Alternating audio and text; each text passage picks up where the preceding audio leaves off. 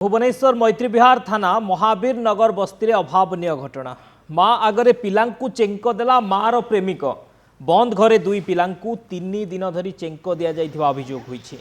माँ सह पर पुरुषर संपर्क को विरोध करुथिबारु दुई पिलांकु गरम संडुआसी रे चेंक दिया जाइछि। प्रेमिक चेंक देइछि। ए अभियोग पर मैत्री विहार थाना रे माँ अटक अछि। घटना सामना को आसिबा परे पुलिस पिलांकु उद्धार करी सेमानक बयान रेकर्ड करिछि।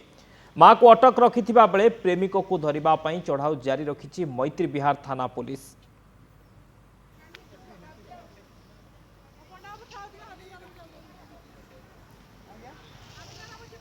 माँ आगरे दुई छुआ को चेंक दिया जाइछि। मार प्रेमिक एभली चेंक देइछि। मार परपुरुष सहित संपर्क को पिला माने विरोध करुथिले जोथि पई कि प्रेमिक सह मिसी एभली कांड भियाइछि। माँ प्रेमिक चेंक देइछि। 3 दिन धरी बंद घरे पिला मानकु चेंक देई आसुथिला। घटना सामना को आसिबा परे पुलिस उद्धार करिछि। दुई पिलांकु बयान मध्य रेकर्ड करिछि। माँ को अटक रखिछि एवं अभियुक्त प्रेमिक जे ताकू वर्तमान पुलिस खोजुछि। विभिन्न जगह चढ़ाऊ करुछि ताकू धरिबा पई। तबे एभली अमानुषिक कांड भुवनेश्वर मैत्री विहार अंचल रे घटिछि।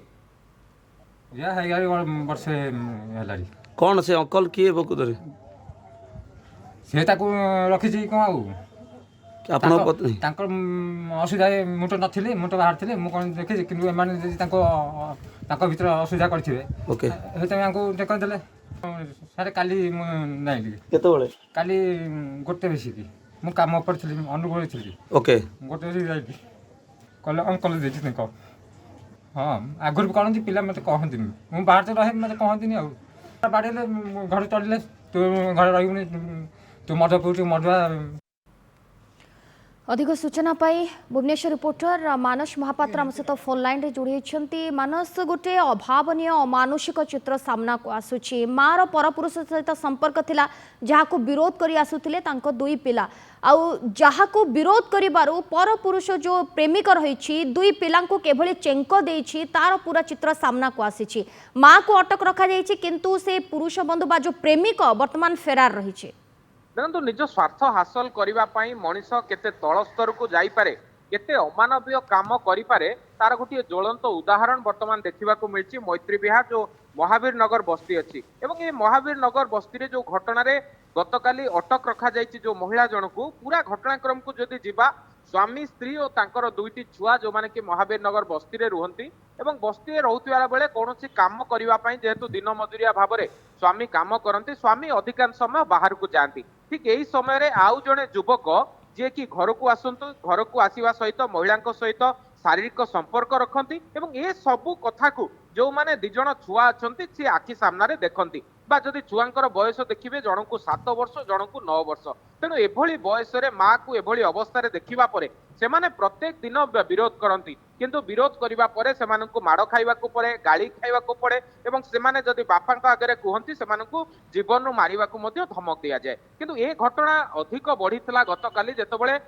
जदि देखिबे सारा ओडिसा रे शिशु माने शिशु दिवस को सेलिब्रेट करुथिले ठीक सेतिके बेले दुई जण पिलांक सामने जेतेबेले तांको मांकर एभली अवस्था जे देखिथिले एवं जीत धरिथिले एहाकु नेकी बाहरे लोकंकु कहिबे बापांकु कहिबे जेतेबेले जीत धरिथिले जो युवक जनक आसिकी मांक सहित तांकर शारीरिक संपर्क रखुतला से एथिरे उत्त्यक्त हवा सहित गोटे पाखरे थिबा संडुआसी बा गोटे चिमुटा को हिट करबा सहित ताकू नियारे देखाइबा सहित ताकू नेकी चेंक देइतला एवं ए चेंक दबा परे जो दुई जण छुआ रहिचंती से गुरुतर होइतिले गुरुतर अवस्था रे तांकू परवर्ती समय रे स्थानीय लोके हॉस्पिटल नेइथिले ए नेकी पुलिस को खबर देइथिले एवं पुलिस जेतेबेले आसिकी जांच करितला एवं जेहेतु नाबालक तांकू एतबेले मध्य अधिक पचरा उचरा करितला चाइल्ड लाइन सहायता रे जेतेबेले तांकू पूरा घटनाक्रम विषय पचरा जाइतला तापरे पूरा सत्य सामना को आसीतला जे किभली भाबरे अति अमानवीय भाबरे अभियुक्त जनक तांकू चेंक देछि। किंतु बड़ कथा हेउछि ए अभियुक्त को वर्तमान सुधा धरबारे सक्षम होई पारनी पुलिस एवं जो महिला जनक रहिछंती